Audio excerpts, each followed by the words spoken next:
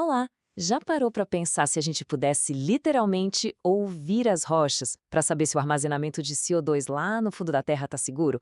Parece um pouco ficção científica, né? Mas é exatamente sobre isso que vamos conversar hoje. É um projeto fascinante que fica bem na fronteira entre a geofísica e a nossa luta contra as mudanças climáticas. Bom, o nosso caminho vai ser o seguinte. Primeiro, a gente vai entender qual é o risco envolvido. Depois, vamos dar um pulo no laboratório para ver como os cientistas simulam terremotos. Na sequência, a gente analisa os sinais que eles encontraram. E, por fim, conectamos tudo isso com o futuro da energia e a nossa segurança. Então, vamos começar.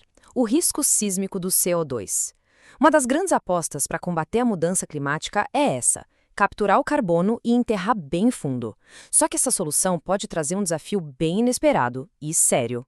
A tecnologia de captura e armazenamento de carbono, ou CCS, é super importante, mas ela levanta uma questão geológica fundamental. Será que ao injetar todo esse CO2 no subsolo, a gente não corre o risco de, sem querer, provocar terremotos? E o nome técnico para esse problema é sismicidade induzida.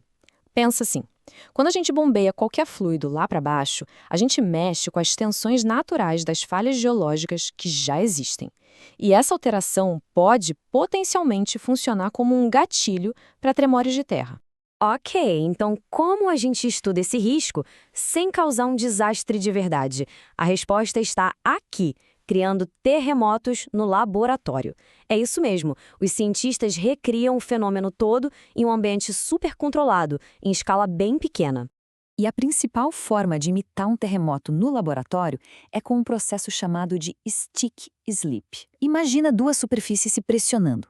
Elas ficam grudadas por um tempo, acumulando tensão, até que, de repente, elas deslizam. Esse ciclo de grudar e deslizar é basicamente o que acontece numa falha geológica real. E enquanto uma amostra de rocha está lá, sendo apertada e tensionada, ela começa a soltar pequenas explosões de energia. São microfissuras se formando. A gente chama isso de emissões acústicas. E são esses mini-terremotos, esses microsismos, que os pesquisadores querem ouvir.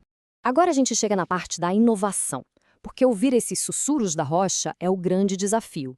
E é exatamente aqui que este projeto brilha, propondo um jeito completamente novo de fazer essa escuta. O que a gente está vendo aqui é a montagem do experimento. Tem uma amostra de rocha bem no centro que é comprimida com uma força gigantesca para simular a pressão que existe a quilômetros de profundidade. E ao redor tem vários sensores monitorando cada estalo, cada vibração. Tradicionalmente, o pessoal usa sensores ultrassônicos para detectar essas microfraturas.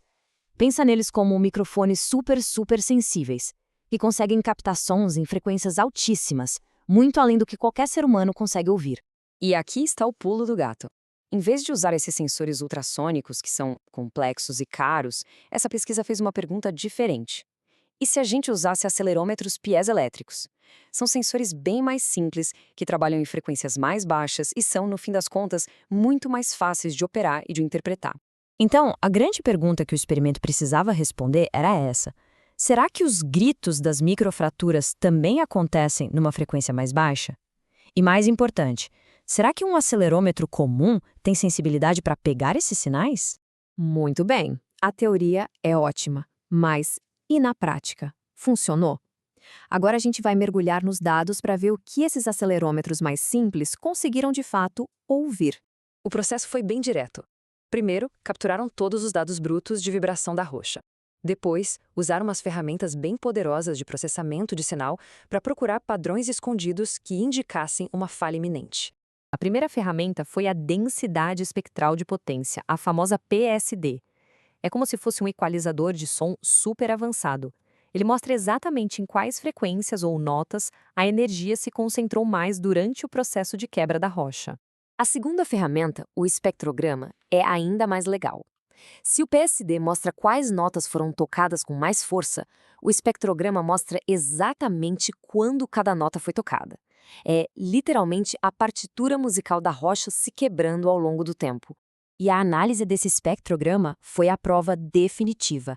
Deu para ver claramente umas faixas horizontais, que era só o ruído da máquina. Mas, de repente, começaram a aparecer umas faixas verticais, bem nítidas. Eram eventos super rápidos, impulsivos. Eram os pulsos acústicos das microfissuras. E o mais incrível foi a progressão. Começou com um pulso isolado, depois uma sequência, e aí virou uma cascata de sinais, se intensificando bem antes da fratura final.